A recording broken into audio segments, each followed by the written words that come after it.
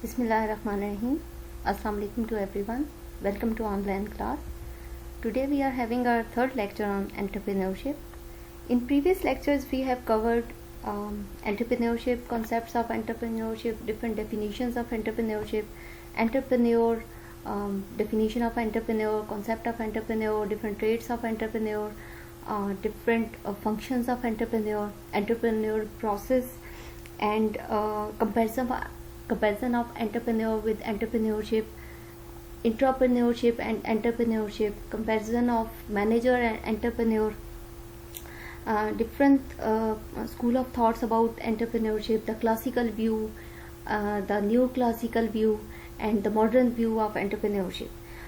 In today's lecture we will cover these topics: entrepreneurial decision process, entrepreneurial decision making, factors involved in entrepreneurial decision making, and significance of entrepreneurship in economic development. This chart shows the entrepreneurial decision process. If first of all, before starting anything new, anything creative business, first of all you have to decide that you want to become an entrepreneur. आप entrepreneur बनना चाहते हो, आप businessman बनना चाहते हो, then once you decided that you want to become an entrepreneur, the next thing is that you identify and evaluate the opportunities according to your creative ideas. जो आपने माइंड में जो थिंकिंग है, जो आपके माइंड में आइडिया है about the product और सर्विस, जो आप being an entrepreneur, being a businessman आप लॉन्च करना चाह रहे हो, तो वो उसके अकॉर्डिंगली आपने उस अपॉर्चुनिटीज़ आइडेंटिफाई करनी है, आपने वो मार्केट आइडेंटिफाई करनी है, आपने वहाँ पे उसकी इवैल्यूएशन करनी है और देखना है कि आपकी प्रोडक्ट या सर्विस की कितनी रिक्वायरमेंट है वहाँ पर. वंस आप ये स्टेप आप कर लो तो then you will establish the vision, कि आप ये एक विजन सेट करोगे, एक डायरेक्शन सेट करोगे कि आपका बिजनेस आप क्या करना चाह रहे हो, इसमें आपके क्या ऑब्जेक्टिव्स होंगे इस बिजनेस के थ्रू. सो आपने उसको सेट करना है. उसके बाद आपने जो आपसे रिलेटेड जितने हैं स्टेक होल्डर्स, आपने उनको कन्विंस करना है for your business venture, so that वो कन्विंस हो जाएं तो आपको एक स्ट्रेंथ मिल जाएगी, आपको एक सपोर्ट मिल जाएगी. उसके बाद आपने अपनी जो आपका आइडिया है उसको मटेरियलाइज करने के लिए अपने एक फिजिबिलिटी प्रिपेयर करनी है. आपने ये देखना है कि उसकी कितनी फिजिबिलिटी है, आपके आइडिया की कितनी फिजिबिलिटी है of conversion into a concrete form में, प्रोडक्ट या सर्विसेज फॉर्म में, उसकी कितनी फिजिबिलिटी है, उस आपका उस बिजनेस की कितनी फिजिबिलिटी है. आपने एक फिजिबिलिटी प्लान तैयार करना है. वंस आप ये देख लो कि आपका जो आइडिया है वो फिजिबल है, वो इम्प्लीमेंट करने के उसके अंदर इतना पोटेंशियल है कि वो इम्प्लीमेंट किया जा सके, तो उसके बाद आपने डेवलप करना है अपना बिजनेस प्लान. कि अब आप उस स्टेज पे हो कि आपने डिसाइड कर लिया दैट आपको सारे जो स्टेक्स हैं वो भी सपोर्ट में हैं, आपके जितने रिसोर्सेज हैं वो भी आपको सपोर्ट कर रहे हैं, आपका जो आइडिया है उसको मटेरियलाइज करने का के लिए जो आपने फिजिबिलिटी बनाई है वो भी आपको सपोर्ट कर रही है. Then you develop a business plan. और उसके बाद आप अपनी जो रिसोर्सेज हैं, जिसमें आपकी ह्यूमन रिसोर्सेज हैं, अपनी टेक्नोलॉजिकल रिसोर्सेज हैं, आपके फाइनेंशियल रिसोर्सेज हैं, आपकी जितनी भी आपको चीज़ें रिक्वायर्ड हैं इस बिज़नेस के लिए, उनको आपने गैदर करना है, उनकी एलोकेशन करनी है. कि इन केस अगर आपको फाइनेंसेस चाहिए तो उनकी आपने प्लानिंग करनी है कि आपने फाइनेंसेस किस तरह लेने हैं, किस तरह जनरेट करने हैं. तो जब वंस आपकी रिसोर्सेज भी आप उनको गैदर कर लो, आप उनको एलोकेट कर लो, तो उसके बाद आप लॉन्च करोगे अपने वेंचर को, अपने बिजनेस को, और उसके बाद आपका एक गोइंग कंसर्न बिजनेस स्टार्ट हो जाएगा. और फिर उसको आपने टाइम टू टाइम आपने उसके अंदर जो भी आपको चेंजेस रिक्वायर्ड होंगी, you need to do those changes, आपने उसको चेंजेस को अडेप्ट करना है, जो न्यूनेस, जो टेक्नोलॉजिकल चेंजेस, जो एडवांसमेंट आएंगी आपने उसको अडॉप्ट करना है और अपने सेटअप को रन करते रहना है और अपनी प्रोडक्ट के अंदर इनोवेशंस लेके आते रहना है, अपनी सर्विसेज को इम्प्रूव करते रहना है, अपनी प्रोडक्ट के अंदर एनहांसमेंट और यूनिकनेस का फीचर, जो आपका आइडिया था, जो आपका प्लान था, जो आपका you want to excel in the market, के जिस ऑब्जेक्टिव के पीछे आप इस बिजनेस के अंदर आए हो, तो आपने उसको उसकी अचीवमेंट की तरफ चलते जाना है. So that's how your entrepreneurial decision process starts from decision to become an entrepreneur, and it never ends. It's going on decision process. So but एक जो सेटअप रेडी हो जाता है और आपका बिजनेस जो है वो चलना स्टार्ट हो जाता है, रनिंग पोजीशन में आ जाता है. So that's how it kept on going, और फिर वो चलता रहता है. तो आप जब एंटरप्रेन्योरियल डिसीजन मेकिंग करते हैं, सो उसमें you always look for the opportunities. आपने प्रॉब्लम्स को फोकस नहीं करना, your focus should be on opportunities. आपने अपॉर्चुनिटीज देखनी है कि आपको, जब आप प्रॉब्लम पे फोकस करोगे तो आपको प्रॉब्लम्स ही नजर आएंगी, जब आप अपॉर्चुनिटीज पे फोकस करोगे तो आपको अपॉर्चुनिटीज ही नजर आएंगी. माइनर थ्रेट्स या माइनर प्रॉब्लम्स या माइनर हर्डल्स हो सकती हैं, but you kept your focus on opportunities. Then next is के आपके बीइंग एन एंटरप्रेन्योरियल, आपकी जब भी डिसीजन मेकिंग होगी तो आपके माइंड में ये चीज़ होगी, रिस्क, रिवार्ड और अपॉर्चुनिटीज. अपॉर्चुनिटीज की बात हो गई. जब रिस्क और रिवार्ड है कि आपने रिस्क देख के पीछे नहीं हटना. The higher the risk the higher the return. Risk और return is directly proportional. So आपका रिस्क, आपने रिस्क लेते हुए आपने स्टेप्स लेने हैं और आपने अपने टारगेट्स की तरफ जाना है, अपने विजन को कैरी ऑन करते हुए अपने टारगेट्स को अचीव करते रहना है. उसके बाद आपने परफॉर्मेंस और रिजल्ट के ऊपर, आप जो भी आपका एक्शन होगा, आपकी जो परफॉर्मेंस होगी उसको आपने इवेलुएट करना है, और जो आपका रिजल्ट्स होंगे वो आपको बताएंगे कि आप अपने टारगेट से कितना आगे पीछे हैं, कितना ऊपर नीचे हैं. मोर और लेस का जितना भी आपका डिफरेंस आएगा, सो उससे आप इवेलुएट कर सकेंगे कि आप कहाँ पे स्टैंड कर रहे हैं, कितना पीछे हैं या कितना आगे हैं. So next point is potential and profitable decisions. आपने हमेशा बीइंग एन एंटरप्रेन्योर आपने वो डिसीजंस पे फोकस रखना है जिनमें पोटेंशियल हो, जो आपको अर्निंग दे सके. आपने वो चॉइसेस सिलेक्ट करनी है जिनमें, वो प्रोजेक्ट सिलेक्ट करने हैं जिनमें पोटेंशियल हो, जो आपको प्रॉफिट दे सके, और प्रॉफिटेबल डिसीजंस आपने लेने हैं. Right rather than acceptable decision. आपने हमेशा उस डिसीजन को सिलेक्ट करना है जो राइट वे पे हो, जो आपको राइट वे पे लेके जाए, रादर देन एक्सेप्टेबल. अब एक्सेप्टेबल डिसीजन है बट इट इज रॉन्ग या रॉन्ग डीलिंग है, तो वो आपने उसको चूज नहीं करना. आपने राइट पाथ पे चलते हुए राइट डिसीजंस को प्रेफरेंस देनी है. एक्शन कमिटमेंट, क्योंकि एंटरप्रेन्योरशिप का जो थीम है वो यही कि आपके क्रिएटिव आइडिया, बट आइडिया से आपका बिजनेस रन नहीं होता. You need to have action on your ideas. तो आपने अपने एक्शन कमिटमेंट्स देखनी है कि आपके आइडियाज के ऊपर कितने आप उसको प्रैक्टिकल वे में उसके ऊपर किस तरह के एक्शंस हुए हैं कि उसको उसकी कंक्रीट फॉर्म में लाया जाए किसी भी प्रोडक्ट या सर्विसेज को. Factor involve in entrepreneurial decision making. कौन कौन से फैक्टर्स आपको अफेक्ट करते हैं जब आप एंटरप्रेन्योरियल डिसीजन ले रहे होते हैं? तो आपको अपॉर्चुनिटीज, आपने हमेशा कंसंट्रेट करना है अपॉर्चुनिटीज के ऊपर. इस पे हमने पहले भी बात की है कि आपने प्रॉब्लम्स को नहीं कंसिडर करना, आपने अपॉर्चुनिटीज को देखना है. Have a vision of direction. आपका एक क्लियर पाथ होना चाहिए, नो वेग नो एम्बिगुअस पाथ. आपका एक क्लियर पाथवे होना चाहिए, आपका क्लियर विजन होना चाहिए that you have to achieve this thing. उस पर फिर आप कॉम्प्रोमाइज नहीं करते, उस पर फिर आपकी वो क्वालिटी हो, आपकी प्रोडक्ट की या आपकी सर्विस की क्वालिटी हो, और उस पर फिर आप कॉम्प्रोमाइज नहीं करते. You have to achieve it, और उसके लिए आपका एक विजन, एक फिक्स फोकस्ड विजन है, और उसके लिए आपने उसी की डायरेक्शन में काम करना है. Evaluate current performance result. Again वही बात है कि आपने अपनी जो करंट परफॉर्मेंस है उसको इवेलुएट करना है, तो आपके उसके रिजल्ट्स जो आएंगे सो उससे आपको you will get an idea कि आप कहाँ पे स्टैंड करते हैं, आप अपने टारगेट से को कितना मीट किए हैं और कितना नहीं, कितना रह गए हैं।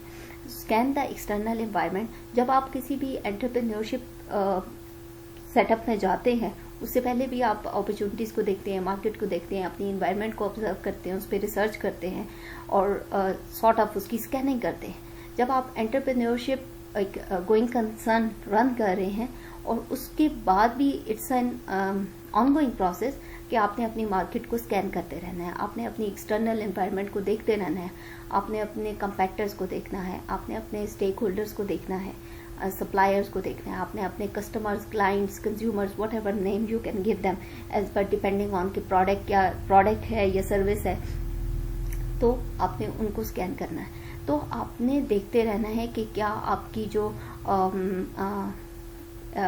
इन्वायरमेंटल फोर्सेस हैं वो किस तरह आपको इम्पैक्ट कर रही हैं, आपने उनको वो आपके लिए बेनिफिशियल हैं या नहीं, आपके लिए अपॉर्चुनिटी क्रिएट करती हैं या नहीं करती, आपके लिए आपकी इन्वायरमेंट में क्या ऐसे फैक्टर्स हैं जो आपकी स्ट्रेंथ बन सकते हैं, आपकी इन्वायरमेंट में क्या ऐसे फैक्टर्स हैं जो आपकी अपॉर्चुनिटी आपके लिए क्रिएट कर सकते हैं। तो you kept on your eyes open और आपने देखते रहना है कि आपकी इन्वायरमेंट के अंदर कौन कौन से फैक्टर्स हैं जो आपको नेगेटिव या पॉजिटिव वे में अफेक्ट कर रहे हैं।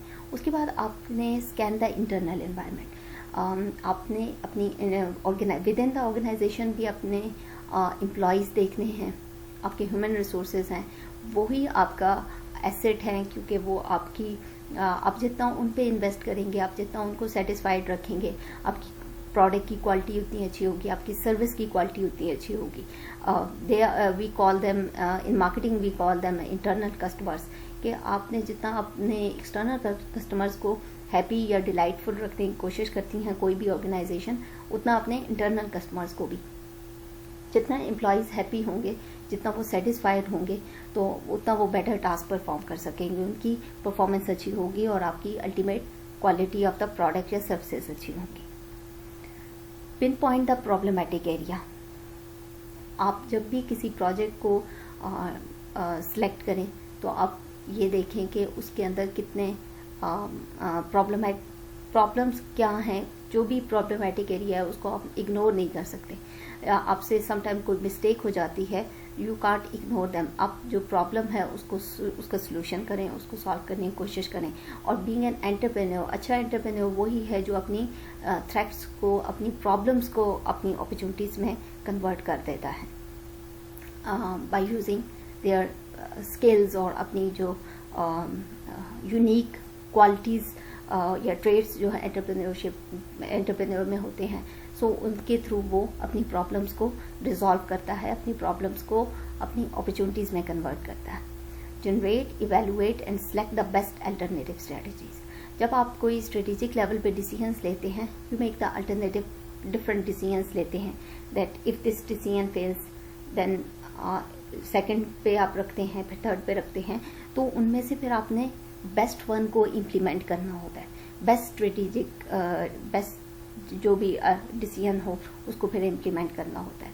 तो जब आप एक कोई डिसीजन इम्प्लीमेंट कर लें, फिर आपने उसकी इवैल्यूएशन करनी है, उस डिसीजन को देखना है कि वेदर वो जिस सोच के साथ या जिस माइंडसेट के साथ उसको सिलेक्ट किया गया था, फिर इम्प्लीमेंट किया गया था, तो वो अपना उस टारगेट को उस डिसीजन ने मीट किया है या नहीं किया। सो उसकी इवैल्यूएशन मस्ट है। और वंस अगर आपसे कोई मिस्टेक हो जाती है इन डिसीजन या सिलेक्शन में, या आपकी प्रोजेक्ट सिलेक्शन में कोई मिस्टेक हो जाती है, तो you learn from your mistake, you learn from your failures and you try to improve it in future, और आप वो मिस्टेक्स दोबारा नहीं करते। Significance of entrepreneurship in economic development. अब इकोनॉमिक डेवलपमेंट के अंदर जो है वो एंटरप्रेन्योरशिप का क्या इम्पैक्ट है। एंटरप्रेन्योरशिप आप देखें कि एक सेल्फ स्टार्टेड बिजनेस है, आप अपना बिजनेस करते हैं, फ्रीलांसर हैं, आप अपना खुद का सेटअप रन करते हैं, आप किसी की जॉब नहीं करते, you are all and all अपने बिजनेस के, अपने प्रोडक्ट्स के। एंड यू हायर पीपल, आप अकेले भी कर सकते हैं, आप हायर भी कर सकते हैं, और एक आप बिजनेस रन करते हैं। जब आप इस माइंडसेट के साथ होते हैं तो आपका एम ये है कि आपने कोई प्रोडक्ट या सर्विस देनी है इस सोसाइटी को, और उसके रिटर्न में you earn profit, you earn money. So एक इकोनॉमिक एक्टिविटी जनरेट हो गई कि आपने सेल परचेज हो गई। और इस तरह अगर किसी इकोनॉमी में एक दो करके करते करते सबके माइंडसेट्स एंटरप्रेन्योरशिप की तरफ हों, तो आप विजुलाइज कर सकते हैं कि वो इकोनॉमी कहाँ तक जा सकती है। सो एक एंटरप्रेन्योरशिप से एक इकोनॉमी का डायरेक्ट लिंक बनता है। एक बिजनेस जनरेशन से आपका इकोनॉमी के साथ डायरेक्ट लिंक बनता है कि सब बंदे ये सोच के बिजनेस स्टार्ट करें कि उन्होंने अर्निंग करनी है, प्रॉफिट करनी है, इस तरह प्रोडक्शन करके, इस तरह सर्विसेज दे के, इस तरह मैन्युफैक्चरिंग करके। तो एक माइंडसेट ही, बिजनेस माइंडसेट उस सोसाइटी में आ जाएगा। उससे क्या होगा कि आपकी इम्प्रूवमेंट आएगी आपके लिविंग स्टैंडर्ड्स में। जब कोई एक नॉर्मल सी एग्जांपल है, हम अपनी सोसाइटी में देखते हैं कि जो फैमिलीज सैलरीड पर्सन पे डिपेंड कर रही होती हैं, वो एक नॉर्मल मीडियोकर उनका लिविंग स्टैंडर्ड रहता है मेजॉरिटी का। नॉट, मैं सबकी बात नहीं कर रही, बट मेजॉरिटी जो है वो हम इस तरह देखते हैं जो गवर्नमेंटल सेटअप या प्राइवेट सेटअप में सैलरीड फिक्स अमाउंट पे जॉब कर रहे होते हैं। लेकिन ऑन द अदर साइड हम वो लोग भी देखते हैं कि जो अपना बिजनेस कर रहे होते हैं और उनका लिविंग स्टैंडर्ड बहुत ही अच्छा होता है, जस्ट बिकॉज के अपने बिजनेस में एक थिंकिंग ये है कि अपना बिजनेस करेंगे तो, और अच्छी तरह उसको मैनेज करेंगे, प्रॉपर बिजनेस को बिजनेस समझ के करेंगे, so you will earn a lot के, और as compare to salaried person. So एक नॉर्मल मिथ कह लें या एक normal set point of view कह लें कि बिजनेस करने से लिविंग स्टैंडर्ड में डिफरेंस आता है सैलरीड पर्सन का और एक बिजनेसमैन का। सो इट मीन्स के एंटरप्रेन्योरशिप से आपकी लिविंग स्टैंडर्ड में इन्हेंसमेंट आती है। आप अपना बिजनेस करते हैं तो आपको एक फिक्स अमाउंट में रिटर्न नहीं मिलता, आपको उसका डबल मिल सकता है, ट्रिपल मिल सकता है। जितना रिस्क लेंगे उतना आपका रिटर्न हाई होगा। सो जब हम बात करते हैं लिविंग स्टैंडर्ड के इन्हेंसमेंट की, तो उसमें ये है कि फिर आपका जो इकोनॉमिक ग्रोथ के पैरामीटर्स हैं उस पर हम बिलो पावर्टी, अबव पावर्टी, उसमें middle class, upper middle class, और इस तरह उसको डिफरेंट लेवल्स में कैटेगराइज किया हुआ है। तो उससे फिर एक ये पैरामीटर है इकोनॉमिक ग्रोथ को मेजर करने का कि जब आपकी लिविंग स्टैंडर्ड्स इन्हेंस करते हैं, इम्प्रूव करते हैं, तो आपका इट मीन्स कि आपकी economic growth of that particular country जो है वो भी सस्टेन हो रही है, स्टेबलाइज हो रही है, उसमें इम्प्रूवमेंट आ रही है, उसमें इन्हेंसमेंट आ रही है। सो ये एक डायरेक्ट कनेक्शन है एंटरप्रेन्योरशिप का इकोनॉमिक डेवलपमेंट के साथ। Next one is employment generation. जब आप एक इकोनॉमी के अंदर बिजनेस माइंड से लोग काम करना शुरू करेंगे या अपना बिजनेस सेटअप स्टार्ट करेंगे, सो जितनी ज़्यादा इंडस्ट्रीज डेवलप होंगी, जितनी ज़्यादा फैक्ट्रीज होंगी, उतनी लेबर रिक्वायरमेंट ज़्यादा होगी। और जब लेबर्स हायर करेंगे, ह्यूमन रिसोर्स को हायर करेंगे, तो उतने लोगों को एम्प्लॉयमेंट मिलेगी, तो उससे फिर एम्प्लॉयमेंट जनरेशन होता है। तो employment is an other parameter of economic growth, कि जिसमें आप ये देखते हैं कि किसी भी इकॉनमी को अगर उसकी देखना है कि उसकी इकोनॉमिक डेवलपमेंट हो रही है नहीं हो रही, तो हम देखते हैं कि उसके अंदर एम्प्लॉयमेंट लेवल क्या है, कितने लोग अनएम्प्लॉयड हैं, कितने एम्प्लॉयड हैं। सो एम्प्लॉयमेंट जनरेशन होती है entrepreneurship. Third one is managing resources. There are different types of economic resources, land, labour, capital etcetera. So आपने इन सब रिसोर्सेज को किस तरह मैनेज करना है। बीइंग एन एंटरप्रेन्योर, जब आप कोई फैक्ट्री लगाते हैं तो आप कोई लैंड लेते हैं लीज पे, that is an economic asset, economic resource है, आप उसके ऊपर रेंट पे करते हैं, तो वो एक साइकिल में आ गई। वो लैंड जो है, जो कि प्रीवियसली वैसे ही बैरन लैंड थी या वैकेंट थी, तो वो अब उसके अंदर फाइनेंशियल साइकिल के अंदर आ गई। अब उसके ऊपर आप रेंट पे करते हो, उसका यूज हो गया। यूटिलाइज हो गए वो रिसोर्स। सो इस तरह डिफरेंट रिसोर्सेज को आप यूज़ कर रहे हो, लेबर है उसको यूज़ कर रहे हो और उनको पे कर रहे हो, वो आपके लिए काम करते हैं, आपको आपके प्रोडक्ट में, सर्विसेज में, एंड यू पे फॉर। तो इस तरह डिफरेंट रिसोर्सेज को आप मैनेज कर रहे हो। Then another point is balance regional development and economic growth. इसमें हम ये देखते हैं कि जैसे पाकिस्तान के 5 प्रोविंसेस हैं और उसमें देखते हैं कि जो सबसे आगे manufacturing production factories wise, industries wise है वो है पंजाब। और इसमें फैसलाबाद, लाहौर, सियालकोट, गुजरावाला, ये डिफरेंट फाइनेंस जो हमारे हब्स हैं, डिफरेंट ये हमारे इंडस्ट्रियल हब्स हैं। और इन्वेस्टमेंट पॉइंट ऑफ व्यू से देखें तो हमारा कराची जो है या हमारा जो सिंध का प्रोविंस है वो इन्वेस्टमेंट में आगे है, क्योंकि एक तो वहाँ पे स्टॉक एक्सचेंज वहाँ पे है, फिर हमारी पोर्ट वहाँ पे है, हमारी सारी ट्रेड वहाँ से होती है, इंटरनेशनल ट्रेड वहाँ पे होती है। सो वो इन्वेस्टमेंट पॉइंट से। अब अगर देखें हमारा बलूचिस्तान और केपी के, तो वहाँ पे इंडस्ट्रीज बहुत कम है। एक तो केपी के का जो उसकी जोग्राफिकल उसकी जो लैंडस्केप है उस पर मतलब आप इंडस्ट्रीज नहीं उस तरह लगा सकते। You need to have very plain area आपको चाहिए, जैसे कि पंजाब है और इस तरह। तो एक तो उस वजह से, और सेकेंडली अब अगर बलूचिस्तान देखें तो अब वहाँ पे जो गवादर पोर्ट बन रहा है, जो सी पैक बन रहा है, और उस पोर्ट पे जब ट्रेड स्टार्ट होगी तो वहाँ पे एम्प्लॉयमेंट होगी, वहाँ पे एम्प्लॉयमेंट जनरेशन होगी, लोग वहाँ पे जाएंगे, लोगों को रहने के लिए भी चाहिए, तो वहाँ पे रियल एस्टेट वाले भी चले जाएंगे, तो वहाँ पे डिफरेंट हाउसेस, ये सोसाइटीज़ बननी शुरू हो जाएंगी। तो उसके अलावा आपके वहाँ पे खाने पीने को चाहिए तो सारे रेस्टोरेंट चेन्स वहाँ पे चली जाएंगी, वहाँ पे आपको रहने के लिए चाहिए तो होटल्स वहाँ पे चले जाएंगे, डिफरेंट ब्रांड्स वहाँ पे चले जाएंगे। तो वहाँ पे एक इकोनॉमिक एक्टिविटी जनरेट होगी। जब वो जनरेट होगी तो उसका डायरेक्ट इम्पैक्ट आपका इकोनॉमिक ग्रोथ के ऊपर होगा।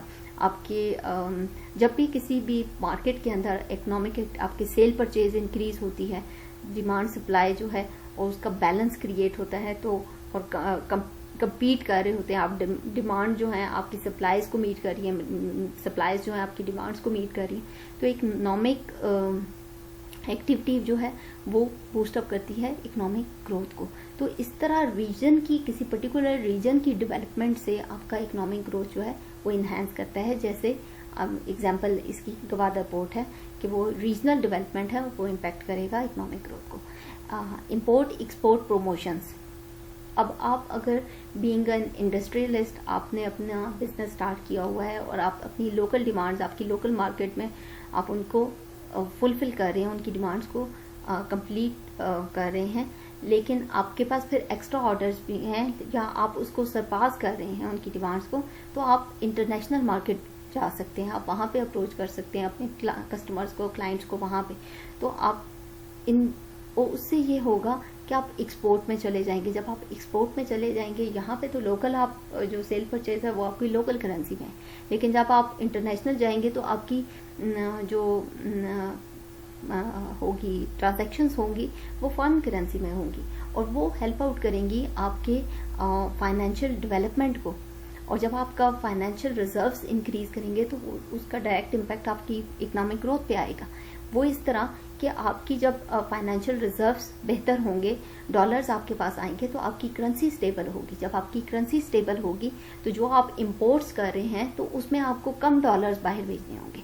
तो इस तरह आपका जो ट्रेड डेफिसिट या ट्रेड का गैप आता है तो उसमें आपका वो कम होगा। जब वो कम होगा तो इट मीन्स आपकी इकोनॉमिक ग्रोथ जो है वो स्टेबल फॉर्म में है और उसका आपकी कंट्री के ऊपर बर्डन नहीं है उस ट्रेड गैप का। सो इस तरह आपका इकोनॉमिक ग्रोथ डेवलपमेंट आएगी। Then next point is technological advancement. जब आप कोई बिजनेस सेटअप करते हैं और being an entrepreneur you always welcome change, आप चेंज को वेलकम करते हैं। आप टेक्नोलॉजिकल एडवांसमेंट इतनी ज़्यादा हो रही हैं और इतनी स्पीडी हो रही हैं कि आपने अपने जो भी सिस्टम्स रन कर रहे हैं, कोई सॉफ्टवेयर्स रन कर रहे हैं, आपने उनको टाइम टू टाइम अपडेट करना है। आप कोई मशीन्स हैं तो वो टाइम टू टाइम आपने वो एब्सोल्यूट हो जाती हैं अगर आप विद इन टाइम के साथ ना चलें, और उस तरह फिर आपका प्रोसेसिंग स्लो हो जाती है। तो आपने खुद को, अपने बिजनेस सेटअप को टाइम टू टाइम उसको अपडेट करना है और टेक्नोलॉजिकल एडवांसमेंट को आपने अडॉप्ट करना है। उससे आपकी प्रोडक्शन बेहतर होगी, उससे आपकी प्रोडक्ट की क्वालिटी बेहतर होगी, उससे आपके जो आपकी सेल है वो बेहतर होगी। तो अल्टीमेटली जब सेल बेहतर होगी तो कंपटीशन होगा मार्केट में, जब कंपटीशन होगा तो इट्स अ हेल्दी एक्टिविटी और ये इकोनॉमिक एक्टिविटी को बूस्ट अप करेगा और इकोनॉमिक डेवलपमेंट इन्हांस होगी। Contribution to large business, sometime आपकी जो बिग इंडस्ट्री है जिसका आप एक पार्ट हैं, लाइक टेक्सटाइल इंडस्ट्री के अंदर आप काम कर रहे हैं, आपका भी एक फैक्ट्री है टेक्सटाइल की, और आपका पर्टिकुलर जो आपने कोई चेंज अडॉप्ट किया है या आप के जो आइडियाज़ हैं वो अच्छी तरह आपका मर्ज हो रहे हैं आपकी प्रोडक्ट के साथ, और आपकी जो प्रोडक्ट है उसकी क्वालिटी सरपास कर रही है बाकी कंपेटिटर्स को और उसकी क्वालिटी डिलाइट कर रही है आपके कस्टमर्स को, तो वो ओवरऑल पुश करेगी रेस्ट ऑफ द इंडस्ट्री कि वो भी उस तरह की टेक्नोलॉजी को अडॉप्ट करें, वो भी उस तरह की सिस्टम्स को, सेटअप्स को, या अगर कोई मशीन्स आपने इस तरह की इंस्टॉल की हुई है अपनी फैक्ट्री में तो वो भी उस आपको फॉलो करते हुए वो भी अडॉप्ट करें। जब इस तरह आपको देख के कोई इमिटेट करेगा और पूरी की पूरी इंडस्ट्री जो है वो उसके अंदर कंट्रीब्यूशन होगा, और जब आपका एक पूरा इंडस्ट्रियल सेटअप जो है उसके अंदर वो ग्रो करता है तो उसका डायरेक्ट इम्पैक्ट होता है आपकी ग्रोथ के ऊपर, आपकी इकॉनमी की ग्रोथ के ऊपर।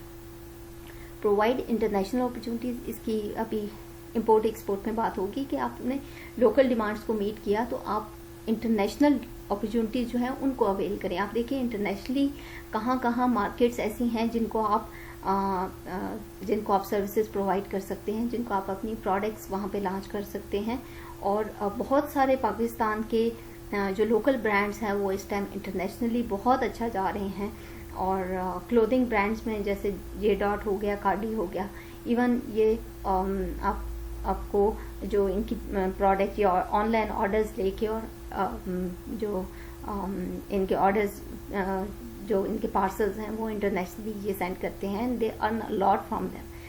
और उसके बाद तो इस तरह आप अपनी एक इंटरनेशनल मार्केट भी बना सकते हैं इस तरह। Then the next one is social and ethical awareness. जब भी आप कोई बिजनेस सेटअप करते हैं तो आपने जस्ट उसमें अपना पर्सनल बेनिफिट या अपने बिजनेस का बेनिफिट ही नहीं देखना, आपने अपने बिजनेस का क्या इफेक्ट्स हैं आपकी आउटर एनवायरनमेंट के ऊपर, आपने उसको भी देखना है।